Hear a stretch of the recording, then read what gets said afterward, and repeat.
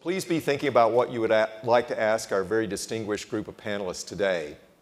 And maybe, Freda, we could start with you. You've had extensive experience in all aspects of healthcare delivery and pharma. And could you give us your perspectives on the role of measurement in real-world evidence? Real-world evidence for therapeutics, real-world evidence for the healthcare delivery system. Yeah, so I'm really excited about the evolution and the utilization of real-world evidence.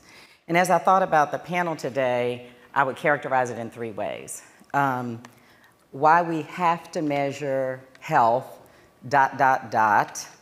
according to a real-world, real people perspective. The second, why we have to measure health would be on the time continuum with the right tools. And then last but not least is why we have to measure health, to the appropriate end of the patients that we serve. So just really quickly, I think there's been an evolution of real-world evidence and data. We often use it, however, to measure what we think is important. And I think one of the critical turns that real-world evidence is taking is beginning to gain insights, to use observation, and to understand that we need to measure against the people that we ultimately are serving to their better health and wellness. And I can't tell you how often we gain insights from this real-world evidence of what our experts thought, and the reality that our patients are experiencing is transformational for us. So I think our ability to do that and to do so collectively. One of the opportunities I think that we have in real-world evidence is to build, frankly, a national evidence generation platform. Right now, it's in bits and pieces. You got some, I got some, you got yours this way. They don't integrate with one another. So we're getting these siloed views that if we found a way to share, right, to measure together, I think that we would be far more effective. Great, thank you. Jaewon, what role does measurement have and should it have in driving the transformation towards value-based care?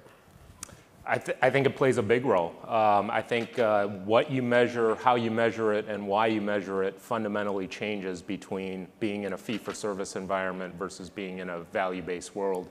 If you look at our experience, we changed a lot of what we measure. A good example is in primary care. We used to count how many visits or RVUs or things like that. 2.5 years ago, we started changing so that each physician, each panel, we started measuring what is the rate at which the patients are landing in the ED, what is the rate at which they're landing in the hospital. And as we did that, simply by changing the measurement and some of the operational workflows around that, we've seen hospital admission rates for Medicare Advantage patients now in its second consecutive year of negative year-over-year trend for the first time in our history. Our ACO has surplus for 2 consecutive years now. So that's fundamentally changed what people are focusing on. I think the other is changing how we measure it. So different data sources, a lot more claims-based data analytics, and getting used to measuring across the spectrum of how a patient experiences the care, as opposed to simply counting widgets, so to speak. And then lastly, I think it changes the why we measure, because we tend to measure more oriented around what keeps the patient healthy and driving down the total cost of care and driving affordability. Thank you. And Toby, lots of things going on in AI today. What role do you see in the future AI playing in determining what we measure and perhaps even more importantly, how we interpret what we measure? Well, the interesting thing is that, everybody has realized that we're just swimming in data. And, just a couple of brief things. There now, just for doctors, there's 5,300 medical journals putting out over 800,000 articles a year. And nobody can keep up with that. Think about the human genome with 3 billion base pairs. It's just overwhelming, the amount of data. That's the bad news. And the good news is we've got all this data now and how we can begin to use it going forward. And, to me, there's sort of several steps that are going to happen before we can really take advantage of it. First of all, we've got to get it put into a usable form and some place that we can all have it come together. As you pointed out, the data is all siloed now.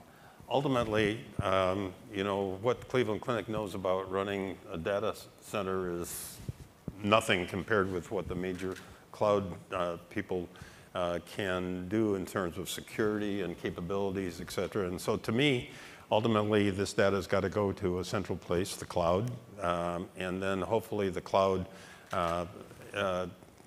companies will give us the ability to have that interoperability, which we've missed in the electronic medical record. Government, unfortunately, paid for the electronic medical record, but they didn't insist on interoperability. Now, if it comes to the cloud, we have that opportunity. So if you get the data there, and then you got the opportunity to use the AI and the machine learning. And that opens up a tremendous number of things that both in terms of the efficiency and the quality of care that can be provided. Every time you look at data, and every time we've looked at data, I'm sure everybody's the same way, you find something you didn't expect. And then you have to change, as you said, you have to change what you measure.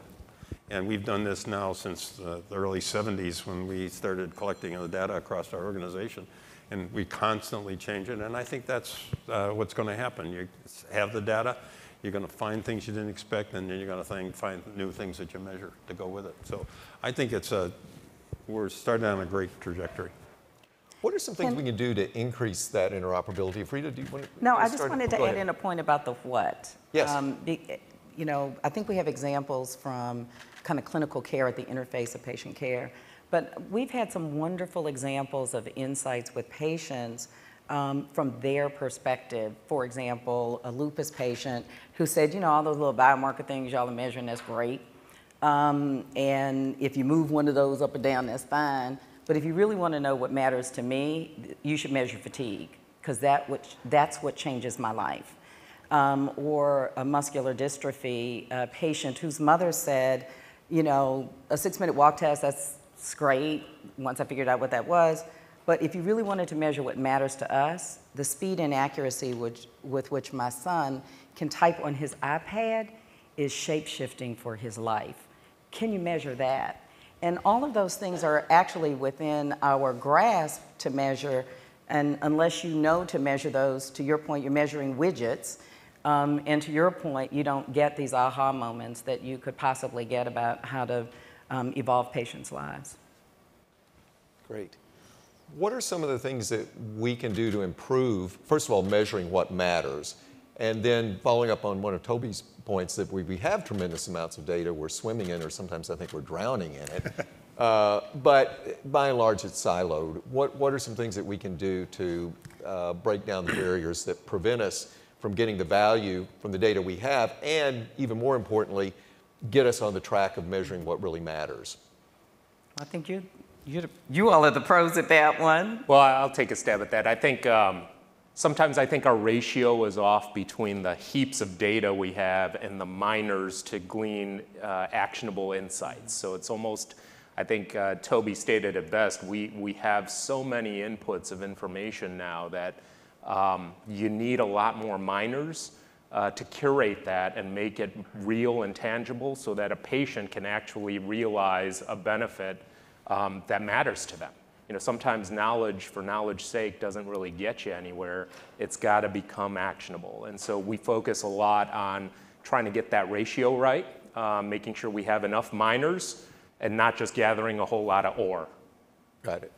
But there's one other thing. After you collect the data and you analyze it, the thing that really amazes me is how we have not been transparent about the data. And one of the things that we've done in our organization, or the Cleveland Clinic has done, is they've been very transparent both internally and externally about the data we collect. And give doctors their feedback. Sometimes by name, by rank order, and how they fit. Very powerful. And the one thing that doctors respond to is data. And they have an interesting response to it. The first response is, I don't believe the data. My patients are sicker. And then you take 6 months to convince them that it really is their data. And then it takes us another 6 months before the numbers start to move. But that's what they respond to, data.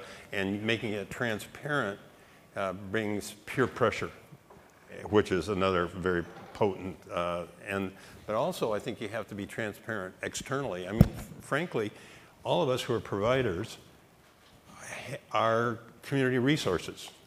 And we have been given the privilege of looking after people, and we need to be transparent about what's going on, both in our results and what we know and what we don't know. And I think you've got the data, but then it's got to be put to work and it's got to be out there. And you have to be pretty thoughtful and measured about how you go about doing that. You forgot one. The 6 months that we start with is, that's not my patient. Oh, yeah, that's And then we get to the 6 months where the data's wrong. Yeah. And then You know, we have a system opportunity here too. I have a friend, every time someone always talking about the healthcare system. She says, why do you call it that? Because we ain't healthy, don't nobody care, and it sure ain't no system. And, you know, I tell her I don't believe the middle part. I don't believe the middle part because I think a lot of people care, but the first and the last unassailable. Mm-hmm. And so on data, I think we have an opportunity to build systems that allow us to be transparent in the fullest way. My personal example of, you know, kind of being able to get at the data and what it means is my mother, who died just shy of her 52nd birthday of a stroke. She was a smoker, a postmenopausal African-American woman smoker. The data that was coming out of studies in 1955 suggested that patients like that were at high risk. My mother died in 1977, and the data had not hit the front lines yet, and it's still that way. I mean, so I can know what the Kardashians ate for breakfast this morning, but I can't find out, you know, kind of what the latest data is informing us to either look for or do. And I think we have a chance to fix that a little bit. Yeah, but the other thing, you have to put the data out there in meaningful ways. Mm-hmm. And right now, think about Medicare's got a tremendous amount of data about the quality of care at various organizations, and it's such an impossible way to get to. No one goes there. So there's also a communication aspect. Mm-hmm. Well, let's open it up to the audience for some questions. If you could raise your hand, we have some people with paddles who will go around to recognize you, and please stand when you ask your question and identify yourself and your affiliation. Thank you. Yes.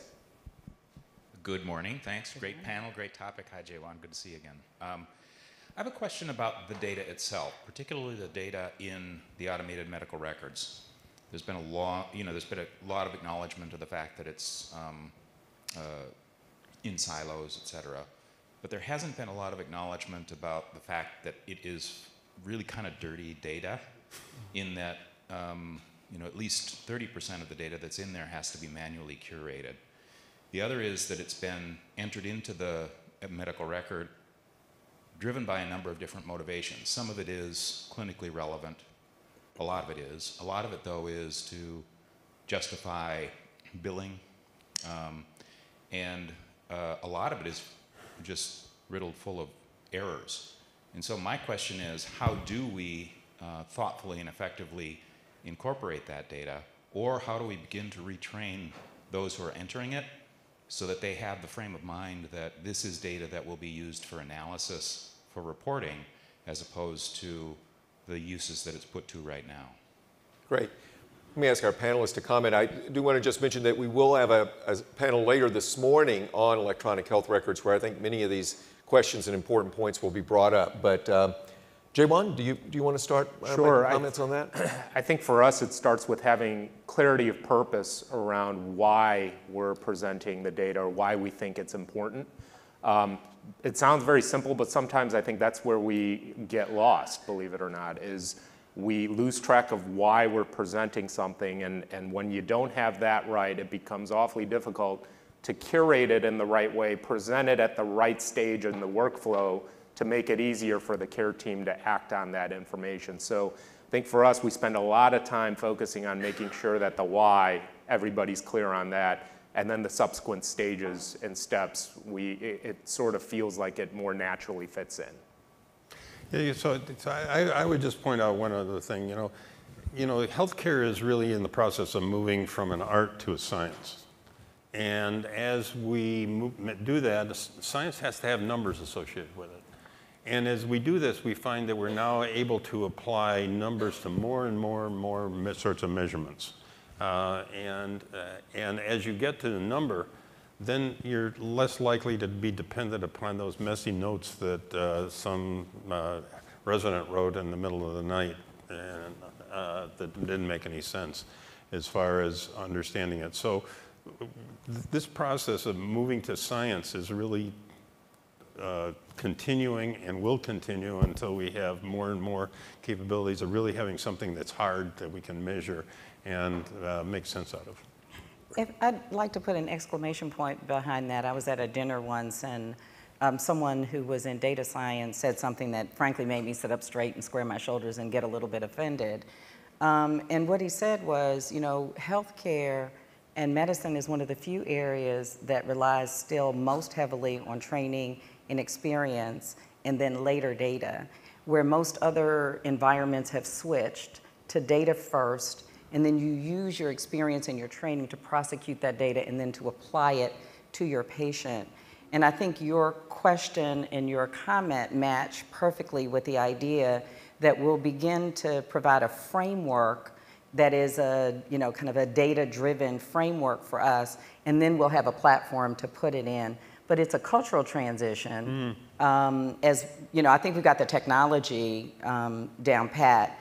It's our cultural transition that allows us to think that way and behave that way when the patient is in front of us. Great. Thank you. Yes, David. When I see patients, and I sit in a room, and many of your thousands of doctors do the same, we spend a good proportion of our time taking data and information and putting it into an electronic health record where it gets squared away, we can't do a thing with it. Why aren't you guys taking on the electronic health records? Why aren't you challenging them so that we don't have to have that data siloed in some server somewhere, that we collect it in standard data elements, that we could put it in a structured way and learn from it and improve patient care? There seems to be an impediment and nobody is standing up. Well, perhaps I can start and then welcome comments from the panelists. I agree with you completely. We hosted a conference at Stanford in June of last year on the electronic health record. We had people from CMS, HHS. We had some representatives from the EHR companies. Interestingly, some chose not to participate. We had a lot of people from the provider community, our own, and from various other sources as well, and the physician leadership organizations. I think we have to get beyond. There are plenty of ways to point fingers and ascribe blame. I think we have to get beyond that. I think we have a fairly good idea of what the problem is. You just did a nice job of summarizing it. Interestingly, one of the studies that we discussed at that conference was a study done by some Stanford faculty, some UC San Diego faculty, that looked at implementations of the same electronic health record system, so the same vendor, in different environments. Here in California, in Australia, and Singapore. Same vendor, the interface looks completely different. And the notes in Australia and Singapore, where there's a different payment model than in the US, were significantly shorter and found to have a lot more decision-making content than the notes here. In other words, there are problems, I think, with the architecture of the EHR. I think that'll come up in the panel today. The systems that are out there today are based upon legacy stacks that are difficult to modify. And there are problems with billing documentation requirements and other things like that. I'm really pleased that CMS has taken this on and has proposed some revisions to billing documentation requirements that I think offer opportunity in that regard. They're in the comment period now, I believe. But getting towards solutions is going to be really important. There's plenty of blame to go around, and we all share in it, and now we have to focus on the solutions. But Jaewon or Freda or Toby, comments? I guess the only thing I would add is I think it gets to that curation concept. I think there's been a lot of investment in the EMRs and wealth of data, but making it actionable and that curating isn't there yet. I totally agree. But I do think the activity along those lines is picking up simply because the current system isn't sustainable with all this information and very difficult ways to try to tap into it, whether it's decision support or analytics or otherwise. So I feel optimistic there. Let me go back to, kind of put my pharma hat on. We have a lot of data as well, and it is siloed from, one therapeutic area to one organization to the next, right, across the industry, large and small, our academic partners, you name it. So, pulling our data together and curating it in meaningful ways so that we can get the outcomes that we need in a research environment is something that we've been working on for a while. Providing that kind of pulling those things together in our environment and pulling them together in the clinical environment at the same time could be just an incredible corner turn for us collectively, so that every visit you get or give, right, with a patient then becomes research. And you're able to really pull this together in a meaningful way and feed it to all of us that are involved in trying to make people's lives healthier and better. And right now that doesn't exist, but I think you're right, we have the capability to do that. There are a couple of examples of trying to pull together large data sets. PCORNet is a good example of that, where we're trying to put a structure together, patient-centered outcomes research, right, network, asking patients for clinically driven questions and asking physicians and other healthcare providers who are providing that care, look at this data, think about what questions you would ask of it to help improve outcomes for patients.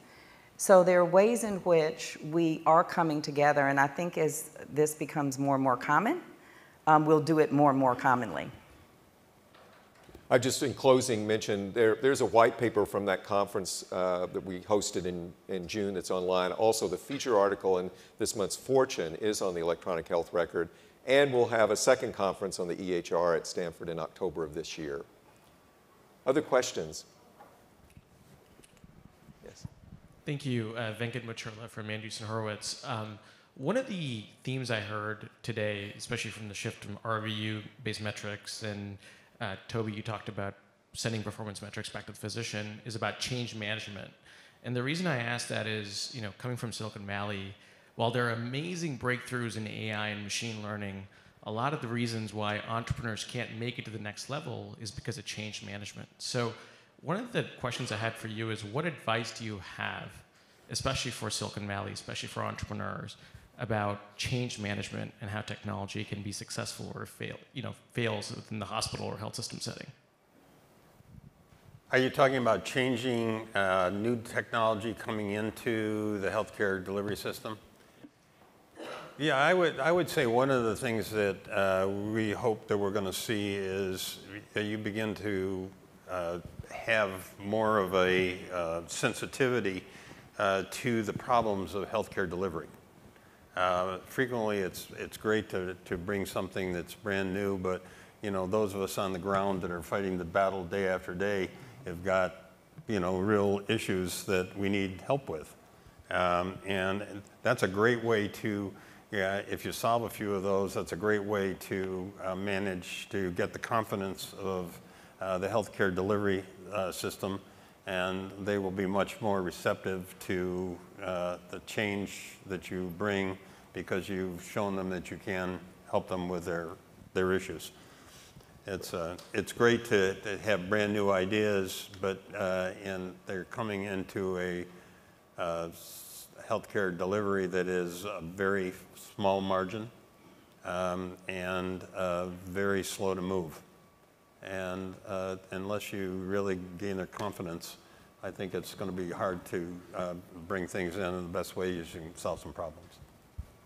Yeah, I think the temptation sometimes is you think the data solution is the be-all, end-all, and that's the end. I think what we've found is actually it's the beginning.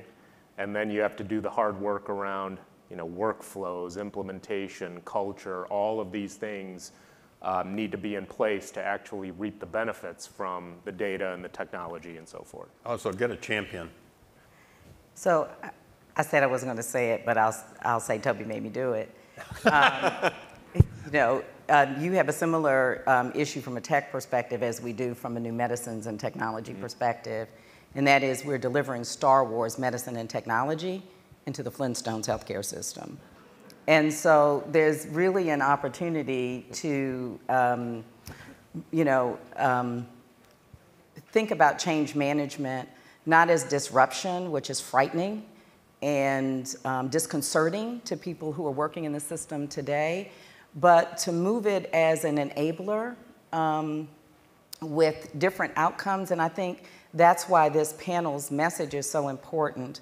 At the end of the day, you have to make it worth doing the trouble of change to use this new technology and these new medicines in the context of your system because they're going to save someone's life or change someone's life. And unfortunately, I think the measurements that we use today separate us from that kind of final goal. And we have an opportunity with all the new medicines, therapies, interventions, and technologies to change the way we think about this. And our work becomes very different because it's in the service of changing a patient's life. Don't disrupt us, help us. Exactly. Well, we've got about a minute and a half left. Let me ask each of our panelists very briefly if there's one thing we should be focused on to improve measurement and be able to drive better outcomes from measurement in the next 3 years, what should it be? Jaewon, do you want to get started? Well, yeah, I think some of what we were just talking about would be what I would put out there is make it easy and make it real. Don't just measure it, but do the back end work to deliver it to me in a way that's going to change what I can do for a patient. Great. Freda? Make it about the patient, not about us. Wonderful. Toby? Yeah, and I think make it about the patient and help us and make the data ultimately transparent. Great. Thank you very much. It's been a wonderful discussion with our 3 very distinguished panelists. Thank you to the audience for your participation, and we look forward to the continued discussion. Thank you.